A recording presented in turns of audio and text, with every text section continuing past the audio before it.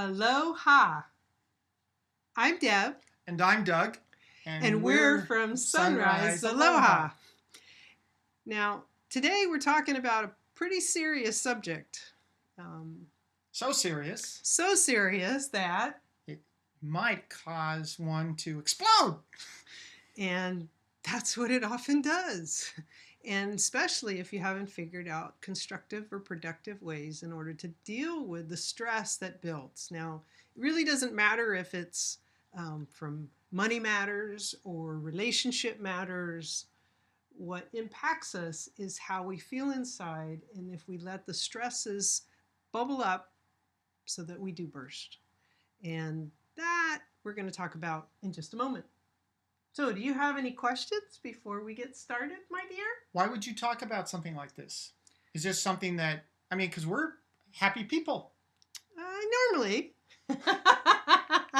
Normally we're happy people, but I have to say there are times during the day when I have all my tasks that I think I ought to get done and I ought to do it to a standard. I know that I get frustrated. Do you ever get frustrated, honey? I always get frustrated. I get frustrated when I'm frustrated.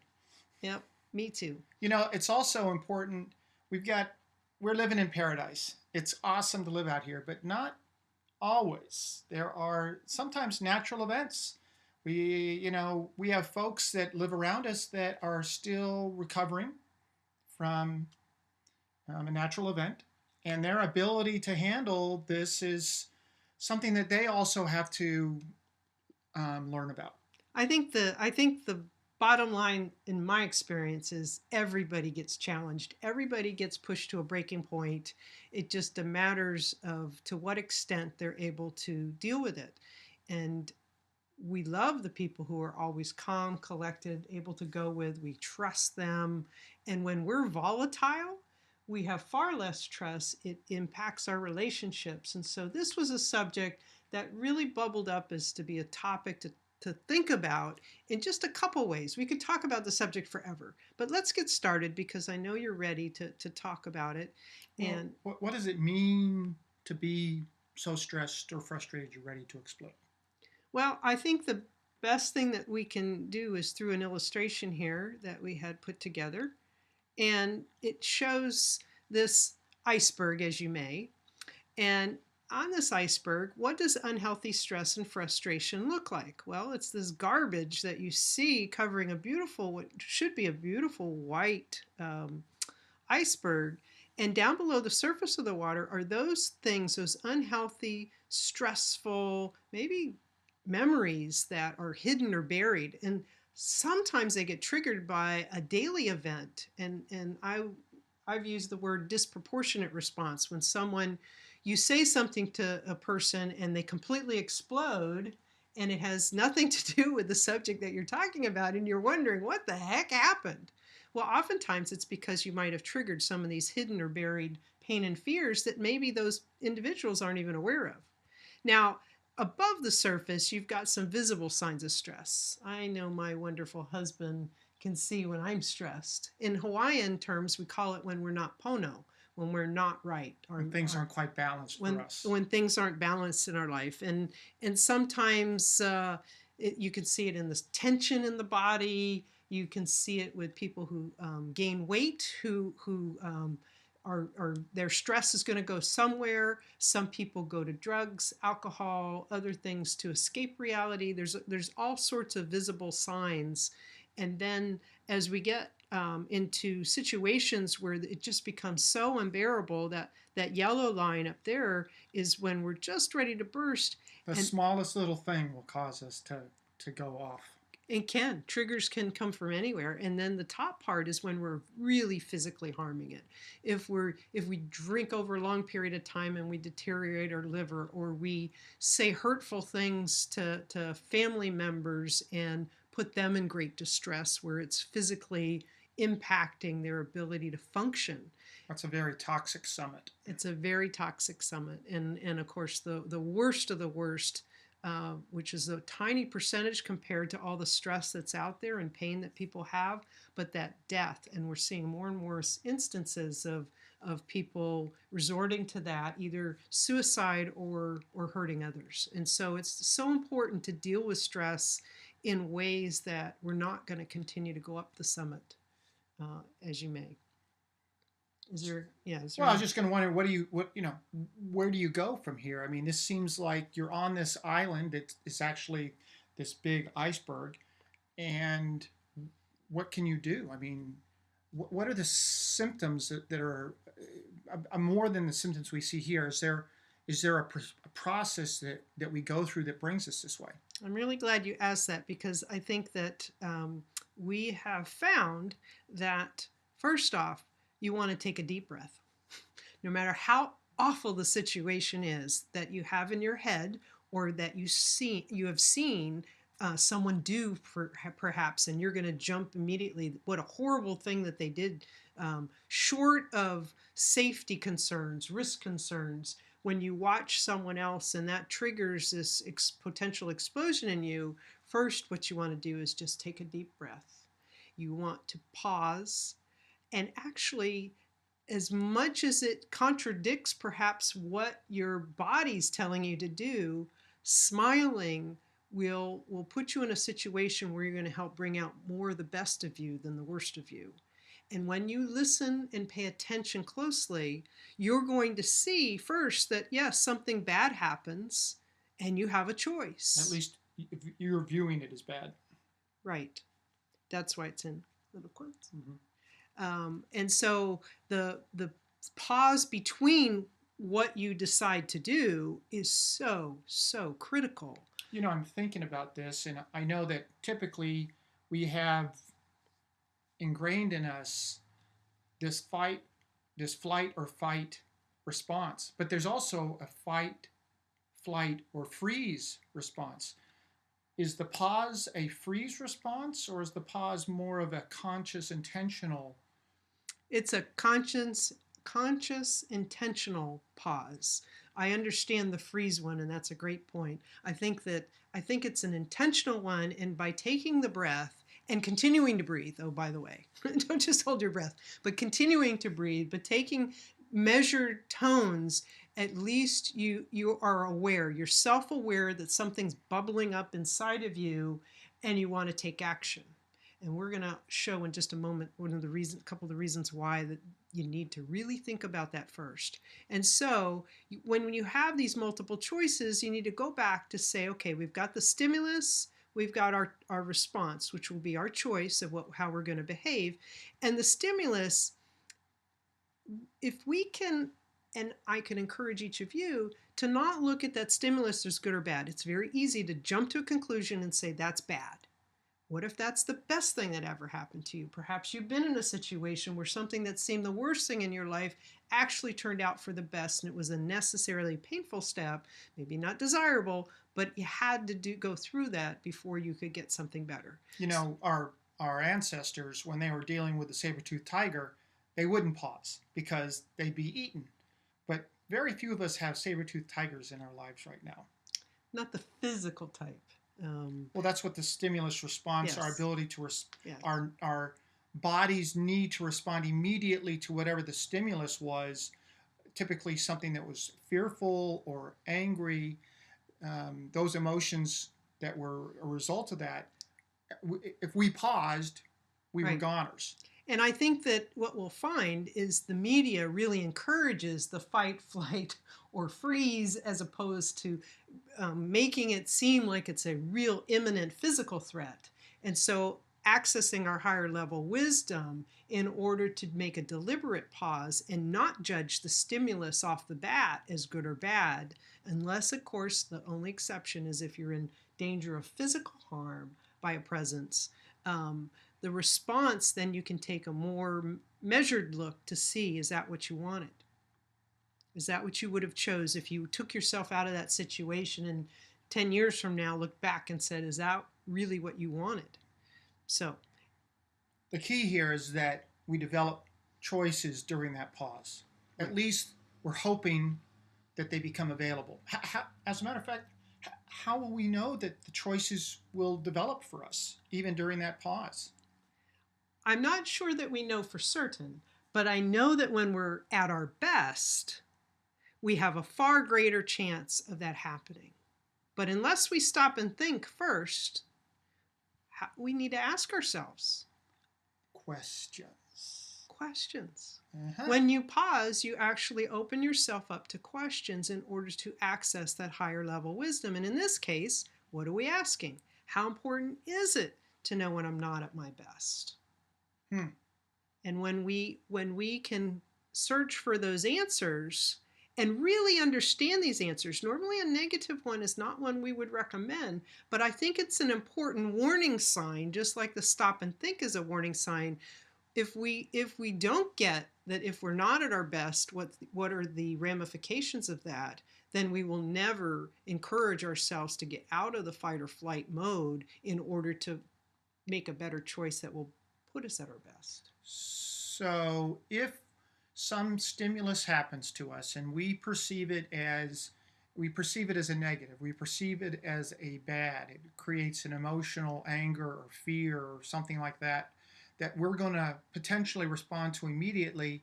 If we're going to pause, to be able to do that, we have to recognize? We have to convince ourselves that if we stay on that path of being upset and taking it negatively, we are going to get some outcomes what we probably didn't want. And so this... Do you have some... do we have outcomes? Do we know what some of those outcomes might be? Well, yes, we do. I've got 7 at least, and there's many, many more that we could cover. But in our experiences... So what are the top 7 then that happen when you're not at your best? Well, look at that. There we go. The number 1, my choices are rarely optimal. I taught a course on problem solving. What the research tells us is that when we do our seat of the pants or gut reaction, most of the time, if we do that, or knee-jerk reaction is another way that people phrase it, when a stimulus happens and we say, oh, I know the answer, I'm going to do that, what we find is that solution is rarely optimal. And worse, the next level is not only is it not optimal, I may cause more problems than I originally set out to solve. And why is that? Because I'm missing what's really going on. Because you're not seeing all the other underlying dynamics. Well, you're not paying attention to them, right? You're not aware. If you're so focused on what has happened and how you're going to respond to it, then sometimes you've got blinders on and you can't see the rest of... Well, you're definitely not in listening mode, are you? Well, that's right. You're definitely attentive mode to anything else around. If you're ready to burst, you're ready to unleash upon whoever happens to be in your path. And sometimes, it may be as simple as not even seeing somebody smiling at you, even though you think that you have heard something. So it may have been they were joking with you. It may have been... Yeah, absolutely. And so another thing that we know much more about it these days is mirror neurons. People will catch your emotion. So if you look at a situation and you go ballistic on it, then other people are going to sense that response, and whether they do it immediately or after they've walked away, then all of a sudden they're going to catch that emotion. I just can't believe that. Which emotion? I can't believe that happens. When does that happen? Has that ever happened to you? Yes. So by the way, it does. Would you mind elaborate on that? No. Oh, come on. Confess at least one. Confess one where I'll get angry and then you'll be like, honey, I'm angry now and it's all because of you. Well, it's not quite said like that, but it's close. It's close enough.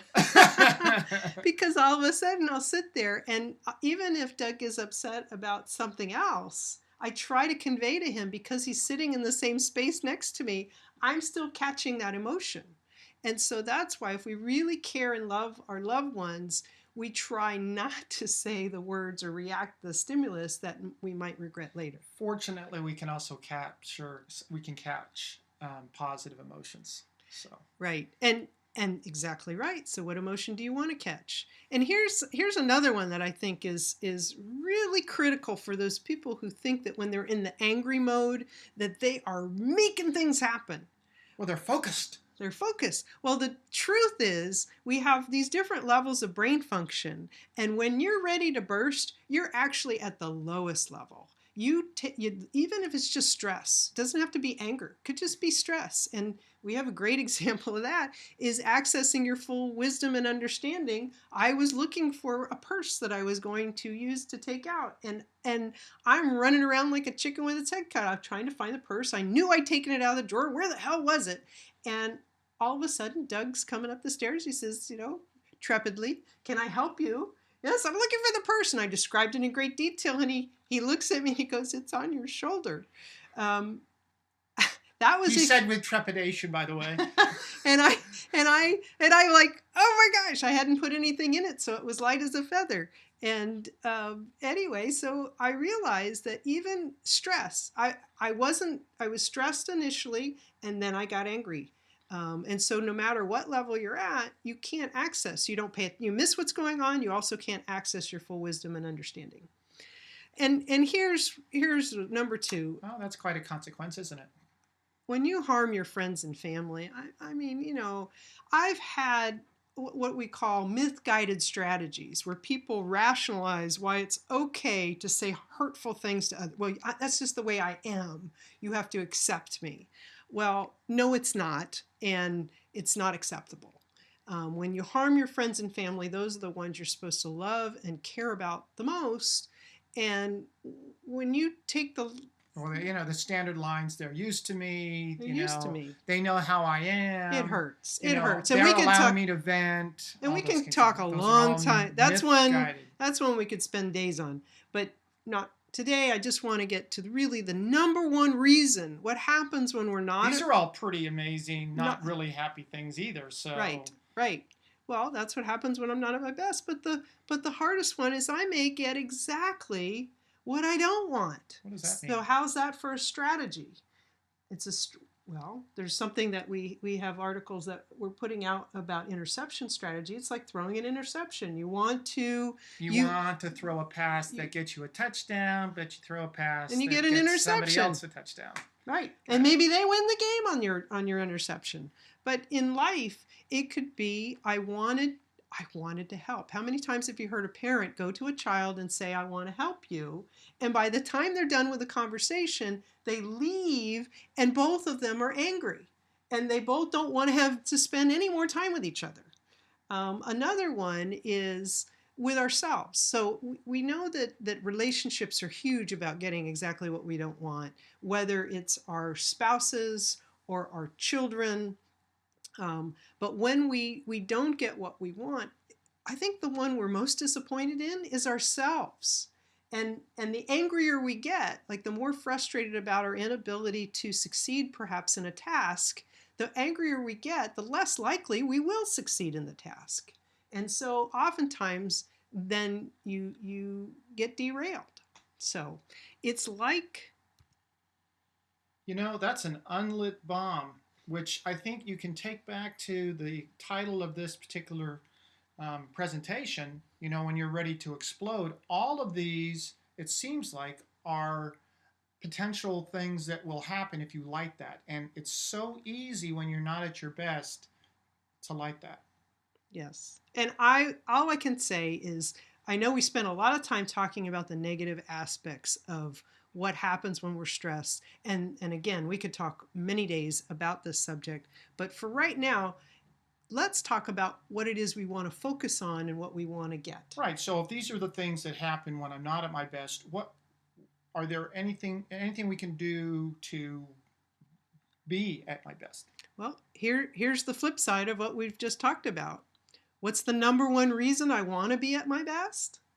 Well, if the number one reason was for not being at my best was getting exactly what I don't want. Yeah, that's exactly right. I get more of what I want. What you do want. What I do want. Okay. But there is more. So this is a question that we can ask. Number one reason I want to be at my best. I get more of what I want, with some other questions that we can ask ourselves, right? Right. And so let's take a look at other questions. So you have the statement, I get more of what I want. So maybe now the question is, what is it about that? How can I find out what that is, right? Right. And so then you have to ask yourself, if I'm going to get more of what I want, what do I really want? And a lot of people, when they're in their stress mode, completely forget about. There's movies made of this, that they they completely lose sight of anything that they originally intended and get derailed by an incident that happens, like they get into a fight over something unrelated to what they wanted, completely forget why they lost sight of what their original intentions were. But I also understand through some of the people that we've been working with is that some people don't know what they want. And so, but they do know something. How do I want to feel? Boy, it would seem to me that we all have a pretty good answer about that. I think we can find at least one time in our life that will be a moment where, you're feeling at your best, things are going well, and you're happiest. Those are sometimes the things you want to obviously blend those emotions with anything that you define of what you really want. We call it emotion. The words, pictures, and emotions work together when you define what it is you really want. But if you're not yet there, really want, having the emotion is pretty doggone close to knowing if you're getting more of what you want. So when we look at these two questions, we're using these questions during the pause period? Absolutely. So we identified the number one reason of wanting to be at our best, identifying that. That's if there's no pause. If you're not at your best, there's no pause. You're going to do what you're going to do. Right, but the idea is that we want to create that pause in a conscious, intentional way. Yes. And one of the things that you can fill that pause with then is our ability to ask questions, and these are two of the main ones, yes? Absolutely. Are there any other questions? Yes. Let's think about another one. What else is it that we can ask ourselves? Well, now that I know what I want or how I want to feel, how do I get more of what I want? Right. That takes the number one reason and asks the question. Strategies are designed to get what we want. And as we talked a little bit earlier, that interception strategy, you're getting exactly what you don't want. So now let's think about, how do I get more of what I want? The funny thing is that these are long questions, and the funny thing is we ask these questions of ourselves quickly. The pause doesn't have to be a long time. No. It just requires us to think about it and go back to perhaps our initial intentions, or to take a look at the context of how everything's happening. And that kind of can, even in that process, lower the temperature of the situation. Absolutely. And so let's just talk, when we're asking ourselves, how do I get more of what I want? I think it's important that if you have a current plan, how's that working? Right. Are you getting closer, or have you? Because we all know plans are meant as a starting point. And that's it. Yeah, that's it. Because is it bad if the current plan's not working? We have a lot of plans. That's another topic we could talk days on. But there's a lot of plans out there that I call interception strategies, and people just keep getting excited about them being played over and over again, even though there's no change in outcome. So it's important to know, well, if that's really what you want, if someone else were to look outside in, and how would they say your current? If you can't give a valid assessment of how it's working, let them ask and answer it. Because chances are you've got someone in your life that can tell you how well that's working. Right. So a little bit beyond the scope of this particular presentation, but it's not just ask yourself in this particular one. It may be ask others too. I'm glad you asked that, because I know these techniques are applicable elsewhere. But what I can tell you is that for purposes of this presentation, the most important person we can focus on is ourselves. Sure. And these are considerations in how we do deal with others. But I would caution you on applying this to anyone else other than yourself. Let me just recast that then. I'm not saying that we would ask somebody else, how is your current plan working? We might ask them, how is my current plan working? Okay. Allow for their input into our thought process. I'm glad you clarified that. You see the picture on there? Yes, There's a It's, push-pull a little bit in there. Exactly. We have that quite a bit, but it's okay. It's a healthy one. But what else? We have at least one other question that I wanted to touch on before we finish up here. And asking yourself, if we're going to think about how do I get more of what I want? How's my current plan working? The How do I next, feel? how do I feel? How do I want to feel? What do I really want? So you Ask have you. that. So you've asked those questions. Now we have, what's one thing I can do right now? Ah, You may not be able to, sometimes we get into, well, I'd say I get frequently into overwhelm mode. There's 500 things that I want to do, and there's 100 more things that I'd love to do. And yet we get distracted by shiny objects, what I call popcorn technology or popcorn ideas that pop up everywhere around. But it's really about what's the one thing I can do right now that will be a measured gain in the direction I want to head. good, because that's a concrete right now. How do I deal with this stimulus kind of question?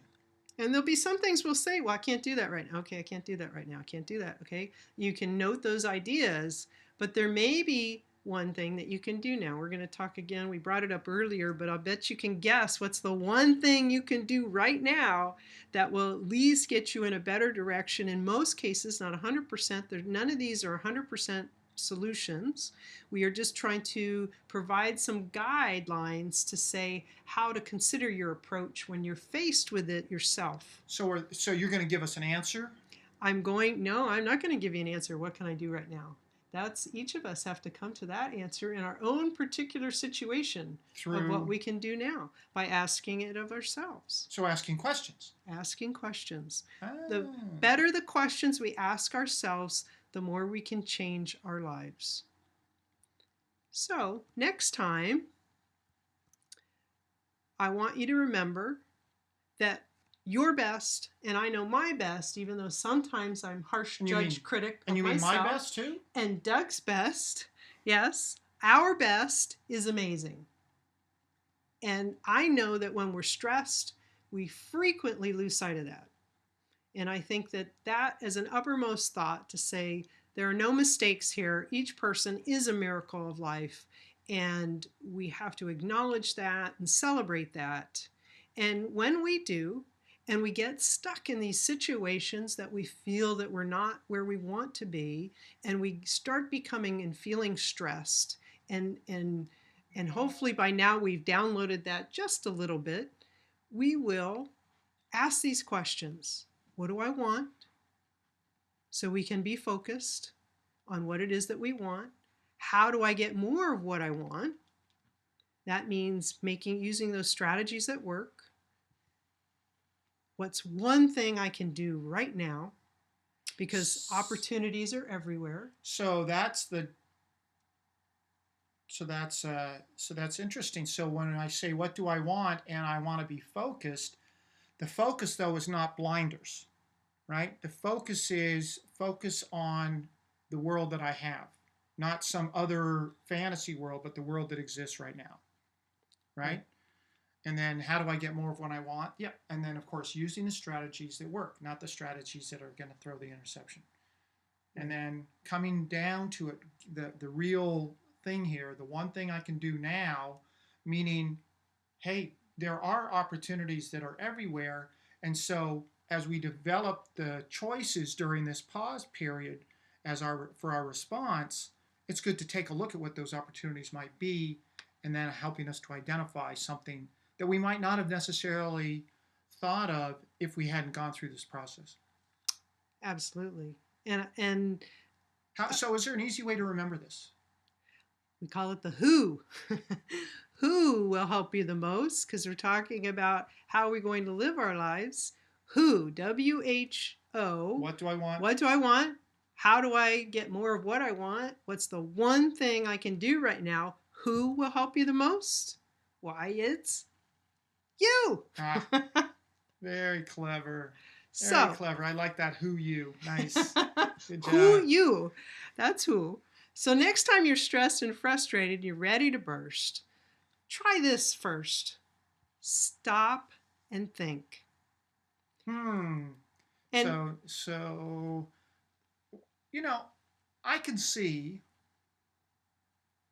that there will be times when I look at this process and I want to create a pause, but sometimes I'll still respond more quickly maybe than I wanted to. And I could feel like I'm a failure. And with practice, we will continue to get better. So we have to keep doing this. We have to keep practicing, because no matter what age group this could apply to, which we think every age group it can apply to, because we see the frustrations younger to older, is that it's a continuous process. It's a continuous process for a number of reasons. Because, for example, we could get to a high level of capability where, hey, we're humming along and we can't remember the last time that we got so stressed we're ready to burst.